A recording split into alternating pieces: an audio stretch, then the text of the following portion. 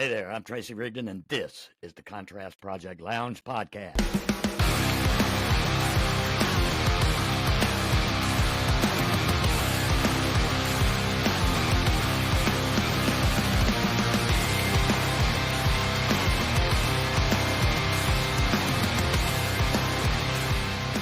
Often random, but always relevant, always real, and practically nothing is off limits.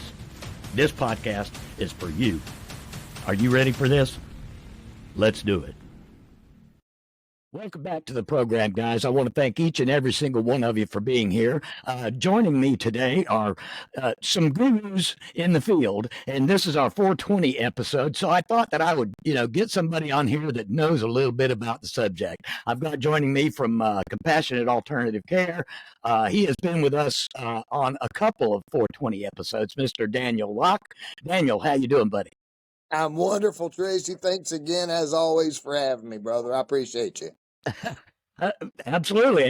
You are the man. And joining us also today is someone who has a little bit of knowledge about the subject of cannabis and medical cannabis and that would be Evan Bentz. Evan from South Florida. How you doing?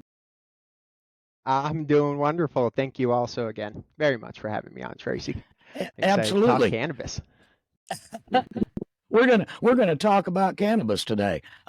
Seeing as how this is our 420 episode, and a lot of people, recreational use, of course, going back centuries, but people celebrate on 420 for a reason.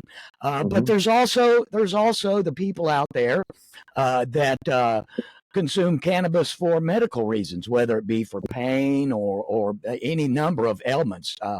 Daniel, your take on that? Yes, sir. Well, absolutely, Tracy. And another thing, before Evan and I, started this journey together, getting our master's degree in cannabis, and one thing that you just mentioned, and I want to remind patients because rest and relaxation, that's real. That's real. Yeah. What happens if we don't get rest and relaxation? We get stressed, all the things that come with it. If you're not sleeping, if you're not, so, I tell my patients all the time that, during the day, my sciatic nerve's kicking my rear end and I've still got to operate and answer the phone and talk and work and you got to be able to think straight. Okay. I'll use a 50-50 tincture because it'll offset the THC. For me and everybody, it works a little bit differently, but the CBD will offset the psychoactive effect. So that's what I use in the evening time when I'm done studying. Which, an old man like me, sometimes it's 11:30. Then I utilize flower, and that's for my rest and relaxation. And both of those are medicinal purposes. Oh, okay, absolutely. So, but I always like to clear that out because people are, I like to smoke a little. Hey, listen, what you're doing is therapeutic. Okay. Mm-hmm. And so, because we all felt bad about it for years. I mean, my God, Tracy, you and I in our generation, you didn't really tell anybody. How would this sound in 1990 if I were to tell somebody, hey, I have a little trouble focusing because they didn't know what, age, right. All the different issues that kids have today. So what they would, can you imagine me telling somebody, yeah, well, it helps me focus. Oh, yeah, right. It helps you focus, right? They didn't know what ADHD was. Okay. But I knew it helped me focus. So I try to clear up some of that, some of that old misconceptions that actually just utilizing flower can be positive for rest and relaxation. Okay. Oh, yeah, absolutely. I mean, you're right. If if you don't get proper rest and relaxation, well, you're absolutely right. You start getting stressed. Any number of ailments. You just start feeling like crap. Right. Yeah, absolutely. The stress and everything else that comes with that. So I always like to put that out there because the patient that's sitting there going, I smoke a little weed, but I sure don't want to tell anybody, hey, what you're doing is medicinal. Okay? There you go. So Go ahead. Let's talk about you are in a master's program for cannabis. Mhm. Explain. Yes, sir. Let's talk about that for just a minute. That's kind of new, isn't it? Yeah. Hey, go ahead, Evan. Break it down for him. Yeah, sure. So this specific program, it's through the University of Maryland School of Pharmacy, and it is the world's first master's focused in cannabis science. I want to say there was one other master's in cannabis business. However, when it comes to the science specific focus, this the first program. Now, of course, there are others opening up, and people are starting to get more excited because we're learning, all these anecdotal things that we've heard or people have heard for years and years that have been pushed Mm-hmm. off to the side. Now they're starting to, now we have some reviews that are starting to show, all these things that we've been saying, they're actually true. Um, and so that's really what this program is honing in on. So they give us a wide variety of the topics. There's of course courses that we all have to take, the history of cannabis, basic kind of drug delivery and cannabis chemistry, and then more or less how to be a general advocate and speak with some science and knowledge behind you once you're out of the program. Then otherwise you could take electives that you want to kind of focus in, whether you want to be more of an advocate, more of a I guess on the political side, more of an educator, more on the science side, going to a lab, going on product development, whatever it is. There are definitely like pieces of the courses that um, help develop that, and then Mm-hmm. you kind of go from there. Because it's so new, I mean, it's not a guaranteed, and they made it very clear at the beginning, and I mean other programs do and should as well. This Mm-hmm. program isn't going to guarantee you anything, but it will guarantee that you'll be some of the most educated, people out there, when, I mean, realistically, when come time for federal change, right? Or Right. local change, or whatever that may be, or really pushing past the stigma. So that's, and the program, given we got 3 weeks left, 4 weeks left, I could say they did that pretty well. I feel significantly more confident than I did 2 years ago, talking about all this stuff, as I'm sure Daniel could attest to. Yeah, yeah. And Right. and like you said, a lot of the courses, we all had to take the basic Mm-hmm. science courses and what have you. But then like right now, okay, my very last course that I'm taking is hallucinogens. Kind of interesting in a medical cannabis program, but Yeah. that's where some of the world's going to, and it's actually we will Evan and I will be the fourth graduating class, which will technically make us one of 600 medical cannabis experts in the United States of America. But once again, his knowledge and his background was more scientific. So he took a lot of the deeper dive scientific stuff while I'm over here taking state and federal regulation and Right. hallucinogens, advocacy. I took things that more, 80% of my cohorts in this program are pharmacists. Okay. Here's this old knucklehead from UNF. All right. With an undergrad in public relations with a minor in psychology trying to learn chemistry at the master's level. Okay. So I can tell you, brother, it's been tough sledding. But they let different people like us in because they realized in the cannabis industry, not everybody's going to be one of working in a lab. Thank you for Most of my cohorts are going to be those type of folks because they come from a real rich science background. Me, nah. You know me, Tracy. I'm a door knocker. I'm a kick down the door. I'm an advocate. When I see something that's not going right, just like you Right. have been your whole life. Okay, we advocate for fairness. Okay, Mm-hmm. like one of the things, for example, that and I don't want to take you, I'm gonna let you guide your deal, but recreational is coming down the pipe here. Yeah. And one of the things that, and Evan and I have had these conversations back and forth numerous times, just so you'll know, me and Evan's dad are the same age. Okay. And he's probably my best friend. But so it's not a political thing. It's not an age thing. This is medicine, Yep. so, Yep. yep. so here's one of my biggest beefs, and it's what I wanted to get get across when when we had a conversation is, recreational is about to hit the ballot. It's going to be on the ballot in November. And if if UNF's right, okay, it's going to be voted in. And when it's voted in, what I want people to comprehend is, and I know you and I have talked about this on your program before, there's vertically integrated systems. Okay.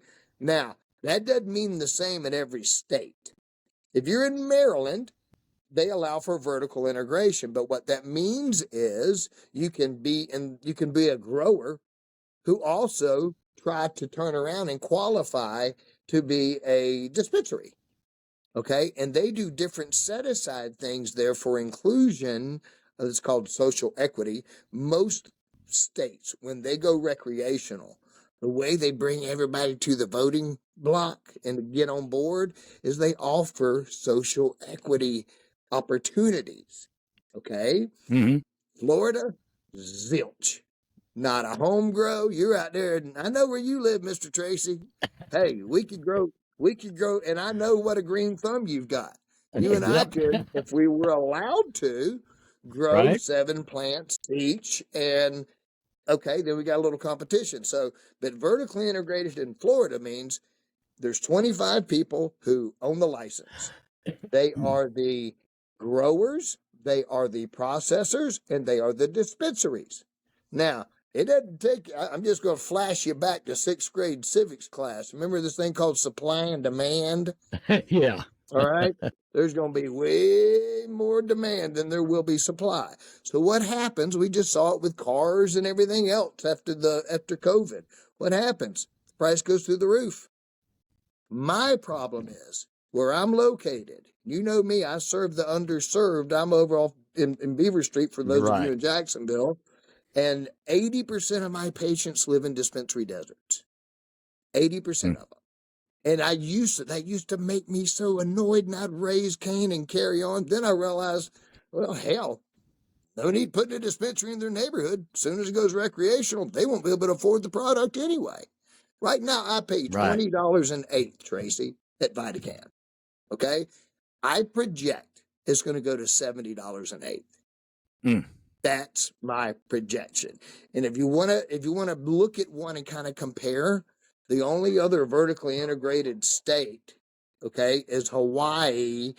They have other types of vertical integrated, but Hawaii, and I did a little research over the weekend so I could share with you how Hawaii's done it. They've got 7 licenses. Now they're a lot smaller place than Florida, okay?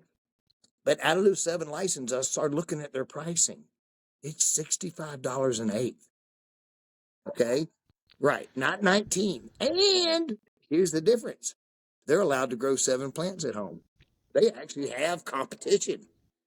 You see what I'm saying? Yeah. Not in Florida, brother. There's no competition. So that's my big fear. My big concern is I've got so many patients, that are veterans. I'm right down the street from the VA. Got so many veterans who literally are not going to be able to afford their medicine anymore. If what I say is true. Now, I hope I'm wrong. Now, that's not even talking about the economic sides of things as far as us as a city. And Tracy, you and I both know, I have reached out to so many people. I've had one politician that gave me the time of day, and that was the Honorable Matt Carlucci. Right. And we sat down and we discussed what this future is going to look like. And what I told Mr. Carlucci is I said, hey, after Jazz Festival, let me get this across first. Only 13% of people in the United States of America utilize cannabis. That's it. Now, it seems like it's more than that because most of our friends, right? It's just because who we run with, all right? But you and me, we run with those 13%ers. But what about the other people that don't? Okay? Because 100% of us are going to smell it at the Jazz Festival all night long. Okay? And, and if you haven't been to a recreational state, I encourage you to go. Okay?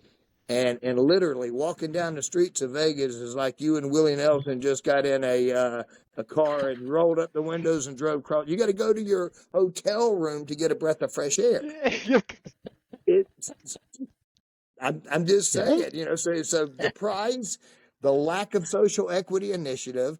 And another thing is, I was looking at Hawaii, and guess what? Hawaii. Tracy, you're old enough to remember this thing called Maui Wowie. Oh, Remember? Yeah. All right. Thai stick, Maui Wowie, the stuff we I typically wish. occasionally I saw. wish. Is all I can say. I wish. But I was looking at their percentages as well as their prices. Their percentages are like 16, 17% Interesting. THC. How interesting. Yes. So what does that tell you, Evan? That That tells it's you not that polyhybridized or less they're not, polyhybridization. they're not being Less. unethical with their testing. What I've been raising hell about for the state Mm. is, please, before we go recreational, once we go rec, all this stuff that I'm talking about, forget about it. It'll never ever happen. Okay. The only chance we've got is to say, look, we're not voting in your recreational bill to give you a new printing machine back there. Okay. A money printing machine. We're not Right. going to vote that in until you level the playing field a little bit for everybody. I mean, this is a multi-billion-dollar industry, and the citizens of Florida will not be able to participate. Really, the only jobs they have are low-paying bud tender jobs, okay, which you can Right. make that same amount of money over there at McDonald's, okay. So that's kind of that's where we are with the industry as far as the future. But I noticed the lower percentages of THC. Meanwhile, you can walk into a dispensary here and see 28, 29, 30% THC all day, every day. So you got to ask yourself, is it that Hawaii? Maybe because one thing I was taught, and I'm not a professional at the growing side of things. I know very little. Okay, it's not something I've studied. But what the people were telling me when they were first trying to introduce flower, remember when we first started, flower wasn't legal? They were having such a hard time with the humidity in Florida, Right. to get the THC levels up. Right? Am I right, Evan? And Okay. yep. Now, the They have last I that. checked, there's not a lot of humidity in Hawaii. So why is their THC Yep. levels coming in lower than ours? Here's why, Tracy. If you are a dispensary, and I'm a third, because they all advertise, it's third party tested, but they don't tell you the rest of the story, Tracy. If you're the dispensary and I'm the lab, okay, there's two things that I know is fact. One, the higher the THC level, the more you get to sell it for. Sounds like job security for me, doesn't it? Two, Yeah. there's nobody coming behind me checking. Nobody. There's not a spot check nowhere. So what's stopping me here? Tracy, here's the empties. You go ahead and fill in whatever percentages you want, brother. Oh, you don't have to mention those pesticides. You don't have to mention those heavy metals. So my Right. argument is, until we have made the industry safe and attainable by other people, we do not need to let the rich people get richer. Listen, Tallahassee's full of lobbyists. Oh, yeah. Full of cannabis lobbyists, okay? We had a guy in charge, okay? His name was Chris Ferguson. So I kept trying to send emails, and I kept trying to, phone calls. I've been in this business for 7 years. It's easier to cancel a gym membership than it is to talk to somebody at the OMMU, right? And this is what I do for a living. So I get patients that call me all the time, and they say, hey, tell your doctor to do an override. Tell your doctor to do an override. Okay, that's what they're telling them at the dispensaries. Can you imagine walking into Walgreens and them telling you to tell your pain management doctor to give you more opioids? I mean, that's the equivalent. So Right. here's what I have to answer back. Here's the answer. According to science, okay, anything more than 30 milligrams per day is beyond medicinal. Now, I've done that plenty of times. I'm not telling you. But we as patients, without an override, having access to 350 milligrams per day, okay, not 30, which is what science says. 350 milligrams a day we have access to. That doesn't include flour. You extrapolate the flour. I'll save you from doing the math. I've done it 1,000 times. When you extrapolate the flower, that's 428 milligrams a day. Combine the two, that's 26 times more than science says is allowable. So every time somebody calls me, I say, do me a favor. Call the Office of Medical Marijuana Use Registry and get them to send you something scientifically that my doctor can go by to increase you to 1/4 pound of weed a month.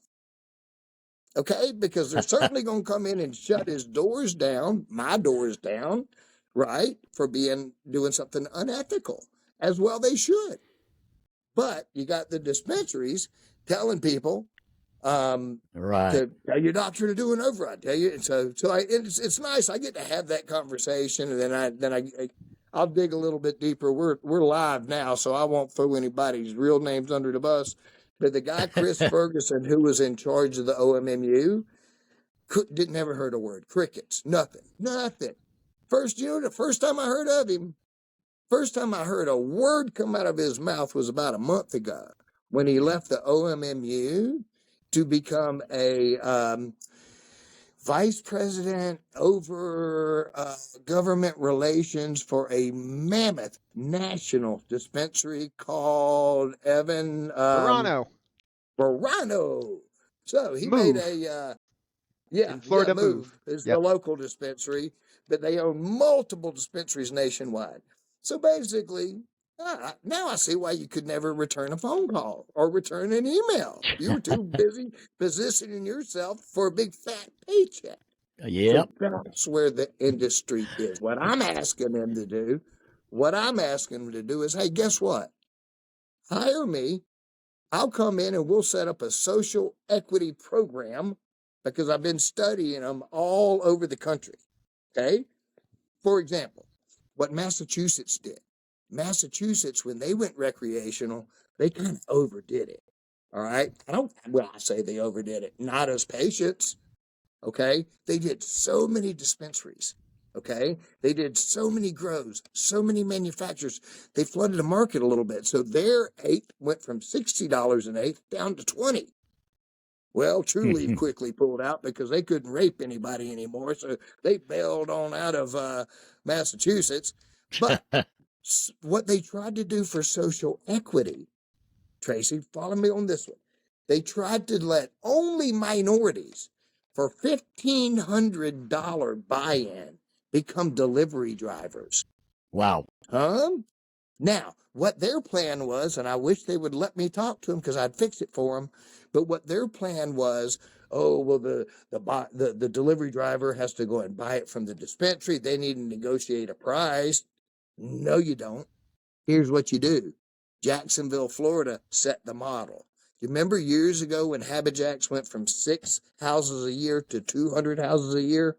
Remember that, Tracy, our local Habitat affiliate? Okay. The way they did that was with the tax credit program. Basically, if I'm just pick at the time, one of the sponsors was Carolina Lumber. They're out of business now. Carolina Lumber could write $100,000 because they could buy 2 houses. Each house was $50,000. Okay. So they could write $100,000 to Habijacks today. Tomorrow, get a tax credit from the state of $100,000. Got it? It was called the tax credit program, which was brilliant. Do you know how many people are now in affordable housing due to that tax credit program? So here's my argument. Okay. The driver thing could work here in Florida. First thing they do when they get going, they fire their reps who are supposed to go around and call on doctors. They don't exist. Then they fire the delivery drivers. The reasons they're not located in minority neighborhoods is because they say, oh, well, we could deliver. Well, they've fired them too. So most of them only a couple of them deliver anymore. Okay. So here's all they've got to do. Let's just say for round numbers, the sale price is $40 for an eighth. Let's just say for round numbers. Here's what we do. It's real simple because remember now, this is tax money that the state doesn't have their hands on yet. This is new tax money. Let's implement that before they've done earmarked it for some other BS, right? So here's what we do. We have that same delivery driver set aside program. But what we do is the delivery driver gets the purchase from the dispensary at $20 an eighth, so they can sell it at $40 an eighth. Then the dispensary gets to take that $20 that they didn't sell, issue that as tax credit, and that's less taxes they pay every quarter. It's a no-brainer, baby. It's a no-brainer. I got 20 other ways we could make social equity happen. But that one, I just, being from Jacksonville, understanding how we did it with Habitat for Humanity, the same exact model. I'm not inventing a wheel. I'm just taking a wheel and putting it on another car. There you go. There you go. Now, sounds like that would work. Oh, it absolutely would work. Evan, tell us a little bit about the South Florida market. Yeah. That's hilarious you say that. That's hilarious you say that. Oh yeah. So Daniel, being near a dispensary desert, if I go to, so specifically where I live, there's the 15-minute drive, one true leave, one move. If I drive 20 minutes east into downtown West Palm, within walking distance, at least 4 or 5 dispensaries within walking distance. So yeah. Up in Tallahassee just on Tennessee Street, when Daniel and I were up there, would I say 7 dispensaries? Just with multiple, I want to say 2 cure leaves, 2 true leaves, within like a 10-mile or 10-minute drive. It's crazy. It really is. They absolutely position them where money. It's in no way, shape, or form directed towards patients or compassionate in that sense. It's where can we set up to make the most amount of money. Sure. And as Daniel mentioned, with which as a business, of course, unfortunately, this is cannabis, and again, we know why we're in this reason, and we're in the position we are now in. And if we want to be better about it and go forward, then we need to be better about it. Otherwise, in 5, 10, 20, 30 years, we're going to look back and say, oh, that's why JT's in jail, and oh, that's why so I digress. You went there, didn't you? You know who I JT did. I is? knew you would like it. Would like it. And hey, Tracy, do you know who JT is? No, huh? By chance? Okay. So the person that's leading the charge in this recreational, okay, is True Leave, and their CEO was Kim Rivers. Okay. Mm-hmm. Well, Kim's husband is in federal prison right now because he was a commissioner in Tallahassee. He did some unethical stuff. The FBI wiretapped him. So that's who's driving the bus on this stuff, is the one whose husband's in prison. But the cool thing is, the Flowery over on Bay Meadows Road, they've got a strain called JT's Wiretap. Sunburn, not Flowery, but Sunburn. Okay. Yes, they came out with a strain called JT's Wiretap. So they're not even. They're open about it. Yeah. So that's pretty good. It's right. But she sits on the board of directors for the OMMU, so that's who's driving the bus. Yes. So when we can look back, 30 years and say that's why all this money wasn't distributed properly, or why is all this money in these people's hands, when again, the cannabis industry should be about doing it right. Right. As to why we're not now we are. Now Nikki Fried is connected somehow along the way there too, isn't she? Yeah, she would. I don't think she's currently our agricultural commissioner anymore, right? No, she lost. Yeah. No. But she was just very, very, very pro cannabis. Pro kind of every. I don't know if you could speak more to her specifics, but yeah, Daniel, her just very pro cannabis and pro She's so pro, Good. we know her hands in the cookie jar somewhere. Let's put it that way. I don't know Interesting. where, Tracy, but I you know, that's what I thought. That's what I thought. sure, Interesting. Mm, yeah, She's like interesting. I think she was married to some dude that's like high up the ladder in one of the cannabis companies. probably that I that think probably would make sense. I'm pretty sure Oh now. goodness. If I'm wrong, somebody throw a book at me. But Yeah, But yeah. Or at the we will very fact least, check. wasn't she an attorney of some sort? She might be on the lobbying side as well, getting paid pretty good chunk of change. Could be. Who knows? Could be. Who I'm pretty knows? sure. Once she gets out of, she's in the Democratic Party Uh-huh. on their board now. Since she lost agricultural commission, she lost Okay. that and went over to work for the Democratic Party. I do believe she still works there, but Yeah, I could easily see her becoming a lobbyist. Easy.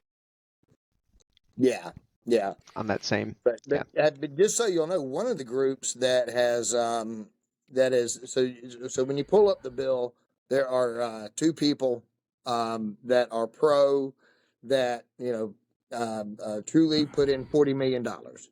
Okay, $40 million off the backs of patients to go recreational, and then the other pro person is the Bellamy brothers. Okay, you remember who the Bellamy brothers were? Yeah. You might not know, Evan, but do you remember the Bellamy brothers? Oh Remember yeah. they sang a song, "Give me a redneck girl." I think they have found her Uh, because if she weren't redneck, Kim. she would care about social equity, right? Yeah. Yeah. Um, That's Hmm, something else. that's pretty good. This is not a political issue, Tracy. I try to tell people all the time. I reached out to, and I It's believe not. he'll get back with me. He's a good man. I reached out to Jimmy Paluzzo, and Hmm. we have talked back and forth a couple of times. And I basically was talking to him about the override and how kind of unethical, and it puts our doctors in a tough position, so that the dispensaries can sell more product. I was kind of talking to him about it, and his response back to me was, "Well, I'm kind of square." I'm like, "Dude, you're not square. Just be happy that you're not one of the 13% that need to use medical cannabis to survive. Hmm. Be happy that you're healthy.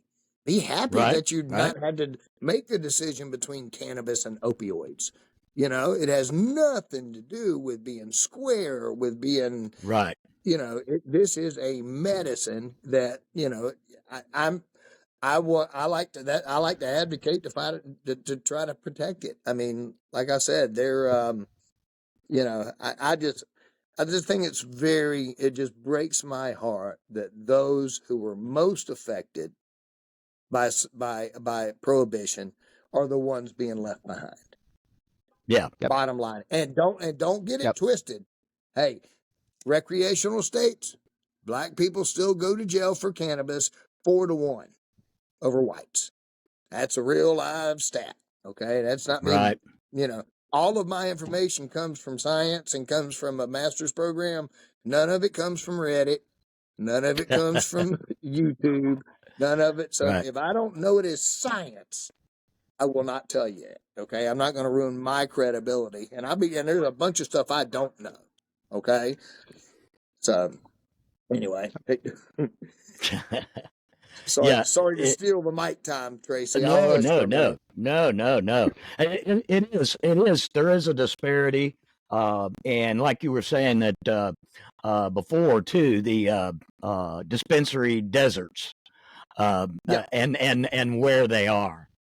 And just like Evan was saying, they put those dispensaries where the money is, well, sure, and sure, you're absolutely absolutely. correct. Yeah, Yeah, you and like I said, I used to raise hell about dispensary deserts. Now I'm like, well, you know what? I get it. $70 an eighth. Nobody's going to be paying for it anyway. So why open up a store? You knew what was coming. I didn't. right, right. Okay. But now Okay. it makes sense.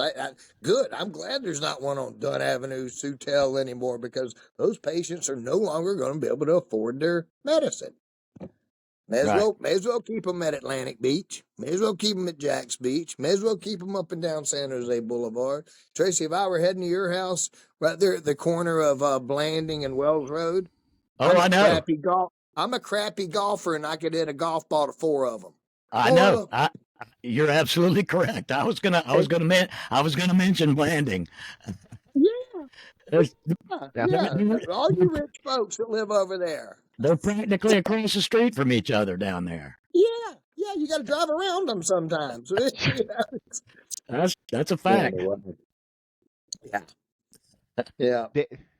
It is still so strange coming from not seeing any dispensaries anywhere, and then literally seeing them right I mean, yeah, here or near West Palm, I don't know of a single dispensary. I think that's standalone. I'll see they're always in lines, and it's like it went from nothing to we need all of these, and unfortunately, and put back in Daniel's hands, if it wasn't vertically integrated, all it would take was one, and every patient would be able to have every option, they'd theoretically, right, be able to have, and that's And hey, Evan, touch on, if you would, for Tracy about the COAs absolutely and that stuff. Teach some patients how to really understand what they're putting in their bodies. Absolutely. Yeah. So another thing with adult use, of course, with an influx of people coming into the dispensaries, even now with our medical program, most people still aren't being educated the way that they should. We're still not there yet. And the biggest piece of, I guess, public safety that really isn't ever being addressed, because anytime I walk into a dispensary and ask, they're like, oh, it's the COA guy. Is the COA, is the certificate of analyses, so the test results. So these pieces of paper that the dispensaries pay hundreds, if not thousands of dollars per test, most dispensaries make it kind of really difficult to find. So personally, if I'm spending all this money on this piece of paper, I would laminate it, stick it on top of the, on my forehead, let everyone, say, this is what's in your medicine, right? These are the cannabinoids, these are the terpenes, and then the safety profiling. Here's the heavy metals, here's the yeast and mold, here's the pesticides, here's the water activity. So I've been a cannabis consumer for 5 years, and I've been a patient for 5 years. So because of that, I've been looking at I will not purchase a product unless it has a COA, and I've had to turn down products because bud tenders have said to me, I can't give you I don't have a COA. I can't find the COA. They don't have the COA, whatever it may be. And they're surprised that I walk away from it. But the reality is, if let's say a product comes test back, we'll use yeast and mold, for example. Our current action limit that would indicate a failed test is 100,000 colony-forming units of yeast and mold. Now, to me, that sounds like a high number, only because in other states, usually it's something like 10,000. So about 10 times higher. Again, are there studies that say if you consume a 75,000 versus a 50,000 versus 25,000 versus 10,000? No. However, if I have an immunocompromised patient, or my grandma goes into the dispensary and she doesn't know, or the bud tender doesn't say, here's the COA, and there's actually 99,999 colony forming units of mold that technically passes, right, and is allowed to hit retail shelf. But the reality of it is it's probably going to have some mold in it, and that could harm a patient. And the bud tender would never think twice about that. And these are all standards in operation practices that, at least personally, I really gained from the other areas of my healthcare. Getting licensed in Florida at 18 years old as a nurse aide and at 19 years old as a personal trainer, it seemed super, super stringent and over the top. But now, knowing how detail-oriented healthcare needs to be, and how detail-oriented our program is in no way, shape, or form, that's a problem. And that's, I mean, the biggest thing that needs to be understood with our program is it's just not, it's really not being treated like medicine in any way, shape, or form. And I mean, even all the way back to the test results that, again, are all this money is being spent on it. And sometimes I've seen confidential stickers on top of QR codes. Now, why the hell would they want to keep it confidential? Right. And why would, so I digress. So there are just things that need help, just need helping. Right. Why there's such a lack of transparency? I truly think half of it is there's like the people producing just don't know. JT Barnett did get wiretapped saying we don't know anything about cannabis, we just want to make money. I'm sure that's what the rest of the industry also follows as well. So Sure. there's that. They just don't know. But then also, as Daniel has said time and time again, also they're going to follow the rules. They're going to follow the rules. Are they going to do any more than that though? Absolutely not. Yeah. Yeah. Right. Yeah, they're pretty much they're in it for the money. I mean, as with most, businesses, really. I mean, that Right. get that big. Yep. When they have a Yep. monopoly, Yep. just like in Florida, Sure. they're just they're going to be pumping out product. That's it. Yeah. That's Yep. exactly right. That's exactly right. Yeah. Yep. And another thing, Tracy, that I don't know that, and this may be over, I shared with you what it's like at in other recreational states, which I'm sure you've probably seen yourself. Okay. You can't walk down the streets in New York City. You can't take your kids down the streets of New York City. You can't take your kids, not that you would, to Vegas, to San Francisco. I mean, these are cities you walk down, brother, and it is, and I don't mind the smell of cannabis. This is talking about a dude. This is coming from a dude in the cannabis business. Okay, but a little bit more statistics. Okay, because people tie in freedom. Okay, yeah, we've gotten this whole freedom to do what you want. Freedom, freedom, freedom, freedom. I don't mind freedom. I just want things to be safe. Right. And when people don't comprehend. Yep. So as you know, and I've told you this before, the minute a state goes recreational, ER visits go up 33% overnight. I bet. Overnight. Okay? Because you got Joe Blow who took that fourth edible before the first one ever kicked in. Now they're calling an ambulance. Now they're at the, now they're at the deal. But give you some numbers. Last year, the state of Florida made $75 million on medical cannabis cards. That's how the state makes their money. Okay. Now, when this goes recreational, that number is projected to go down to 25 million. Okay. So let's take away $50 million that the state was already making, but when they're going to make the taxes from recreation. Okay. Projected $185 million a year. So let's take away 50. Now we're at $135 million a year that the state's going to get for taxes, right? For recreational cannabis. Now, here's what they haven't figured in. Okay. What they haven't figured in is this. How many people are going to quit visiting the state of Florida because they're tired of smelling weed? Right? Got a point. And I know we've had this conversation. You go to Disney, you take your kids to Disney, you flew in from out of state, then you head over to iDrive, and you're going to walk to dinner, and all you're smelling is weed. Guess what that's going to do for that person with their children? They're probably not going to want to be dying to come back to Florida again. Right. In 2022, visitflorida.com claims that we made $1.7 billion in the tourism industry, and it accounted for over 1 million jobs. Okay. Mm-hmm. Now, when they go recreational, there's going to be a lot more. There's going to be a lot more jobs, okay? But those jobs they're basically minimum wage jobs. Mm-hmm. So, are we really trying to run out tourism from the state of Florida for a bunch of extra minimum wage jobs? You know Right. what I'm saying? Right. So what I'm just trying to get, okay, I've kind of given up on talking to the state. I'd like to talk to some local leaders, and here's what I'd like them to do. And if you can get them, Tracy, have at them. Here's what I encourage them to do. Do you know, if you look at the state of California, do you know every city is not recreational? Did you know that? I did not.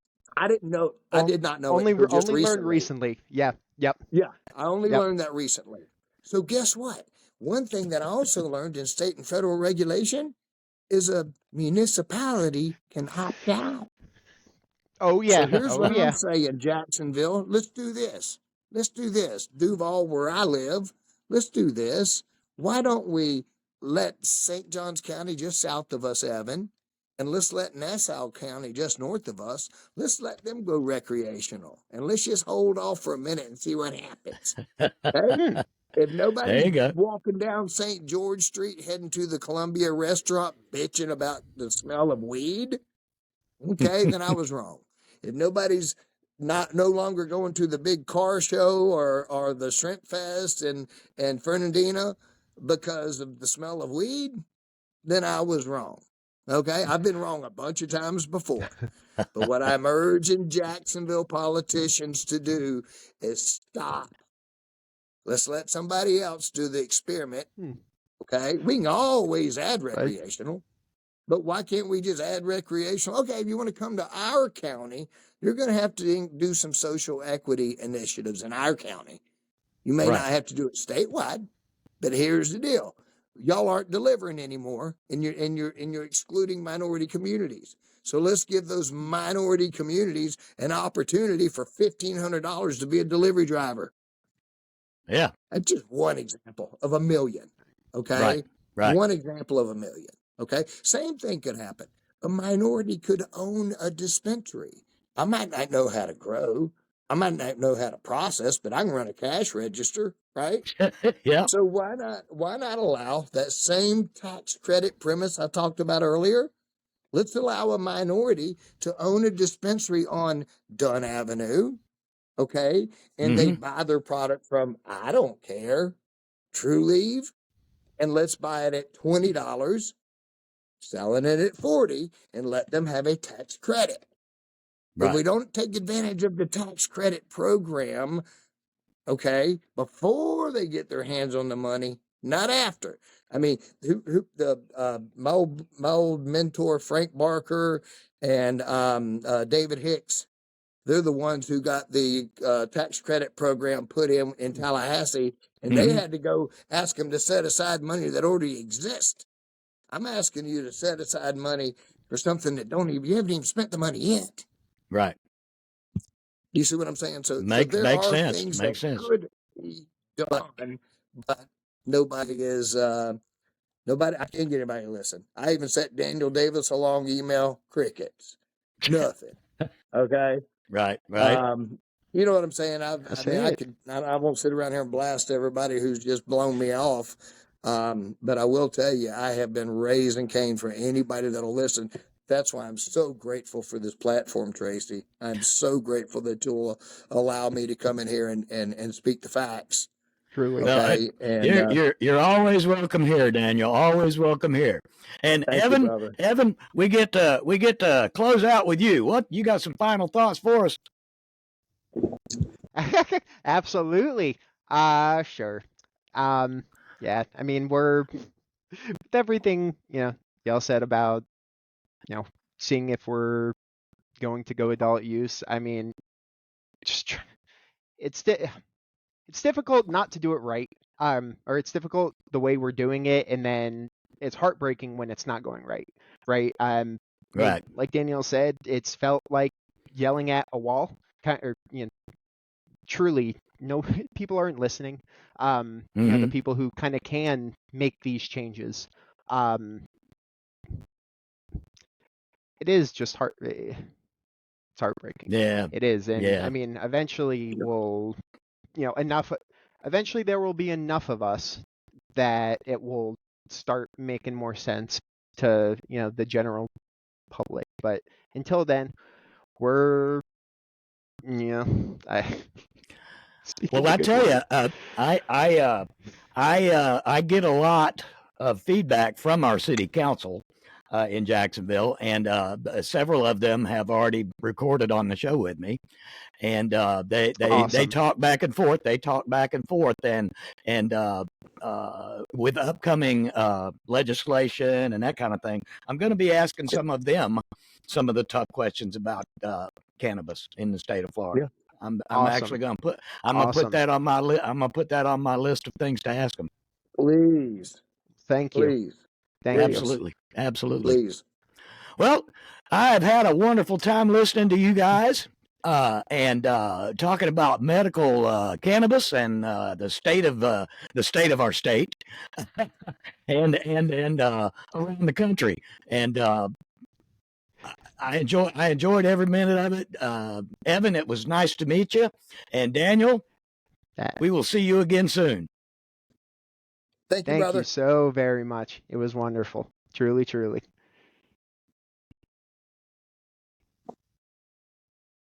Well, that's a wrap. Another fantastic episode of the podcast. You can find us on all the social media platforms, wherever you surf, Facebook, Instagram, Twitter X, Threads, wherever. Don't forget to like, share, and comment. And on our YouTube channel, don't forget to like, share, comment, and smash that subscribe button. If you're streaming audio for the podcast, you can find us wherever you get your favorite podcast programs. In the meantime, I like to tell everybody, take care of yourselves and each other. Until next time, peace.